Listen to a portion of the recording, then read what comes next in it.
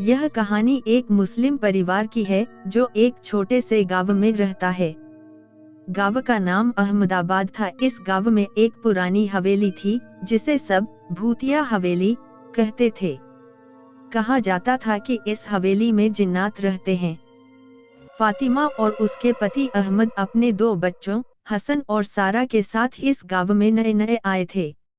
अहमद को यहाँ सरकारी नौकरी मिली थी और वे इस छोटे से गांव में आकर बस गए थे।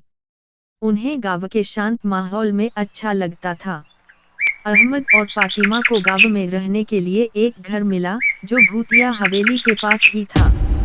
पहले दिन से ही फातिमा को इस हवेली के बारे में अजीब सी बातें सुनने को मिलीं। लेकिन अहमद ने इसे सिर्फ अंधविश्वास समझकर नजरअंदाज कर दिया। एक रात जब पूरा परिवार गहरी नींद में सो रहा था, फातिमा ने अजीब सी आवाजें सुनी। उसने उठकर देखा तो कुछ भी नहीं था। अगले दिन जब उसने इस बारे में अहमद को बताया तो उसने इसे सिर्फ उसकी कल्पना समझा।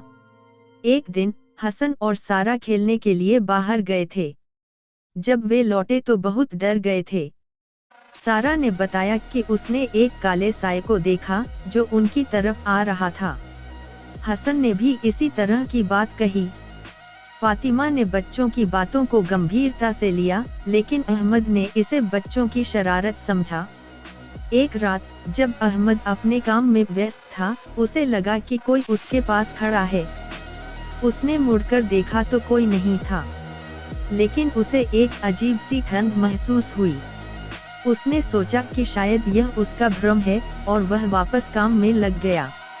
लेकिन जल्द ही चीजें और अजीब होने लगीं। फातिमा ने अहमद से कहा कि वह गांव के मौलवी से मिलें। मौलवी ने उन्हें बताया कि वह हवेली जिन्नातों का बसेरा है और उन्हें उस जगह से दूर रहना चाहिए। अहमद ने मौलवी की बातों को गंभीरता से नहीं लिया, लेकिन फातिमा की जिद पर उन्होंने वहां रहने का फैसला कर लिया।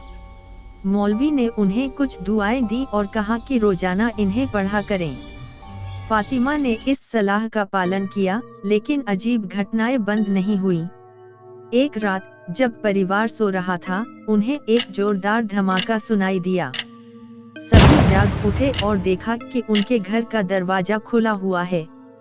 अचानक एक काला साया प्रकट हुआ और जोर से चिल्लाया। फातिमा ने दुआ पढ़नी शुरू की और सारा परिवार अल्लाह से मदद की दुआ करने लगा। उसी समय मौलवी भी वहां पहुंच गए। उन्होंने कुछ आयतें पढ़नी शुरू की और उस काले साए को भगाने की कोशिश की, लेकिन जिन्नात बहुत ताकतवर थे। उन्होंने मौलवी को भी डराने की कोशिश की।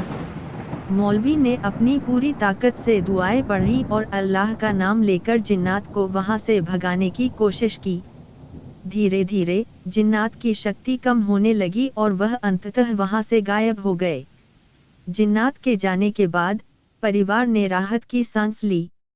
मौलवी ने उन्हें बताया कि अब वे सुरक्षित हैं, लेकिन उन्हें रोजाना दुआएं पढ़नी चाहिए और अल्लाह का शुक्रिया अदा करना चाहिए।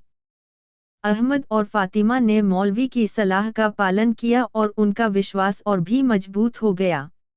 उन्होंने इस अनुभव को जीवन का एक महत्वपूर्ण सबक मानते हुए अल्लाह का शुक्रिया अदा किया।